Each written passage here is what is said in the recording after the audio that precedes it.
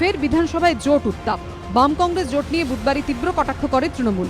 রাজ্যপালের ভাষণের উপর বলতে উঠে বৃহস্পতিবার তার জবাব দেন বিরোধী দলনেতা আব্দুল মান্নান। বলেন, আমরা একসঙ্গে লড়াই করব, প্রকাশ্যে জোট করেছি, গোপনে কিছু করিনি, জোট থাকবে। তৃণমূল বারবার দাবি করেছে কোনো আদর্শের উপর ভিত্তি করে বাম কংগ্রেসের জোট হয়নি, এই জোট নীতিহীন। এদিন বিধানসভায় জবাব দেন বিরোধী দলনেতা। বলেন, তৃণমূলের মুখে বাম কংগ্রেস জোট নীতিহীন, আদর্শহীন, এসব কথা মানায় না। কারণ তৃণমূল নিজেই কখনো বিজেপির সঙ্গে জোট করেছে, কখনো কংগ্রেসের সঙ্গে।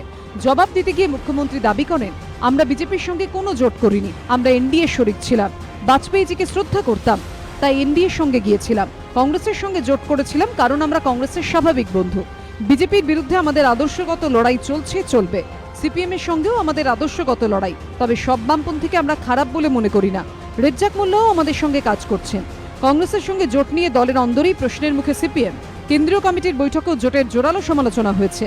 এই প্রেক্ষাপটে সিপিএম কংগ্রেসের সঙ্গে কতটা জোট সম্পর্ক বজায় রাখবে তা নিয়ে দলের অন্দরে শুরু হয়েছে টানাপোড়েন। তবে স্বতন্ত্রতা বজায় রেখেও কংগ্রেস যে সিপিএম এর সঙ্গে জোট সম্পর্ক বজায় রাখতে চায়, এদিন বিধানসভায় তা স্পষ্ট করে দিলেন আব্দুল মান্নান। আশাবুল হোসেন ও বিতনু চট্টোপাধ্যায় রিপোর্ট, এবিপি আনন্দ, কলকাতা।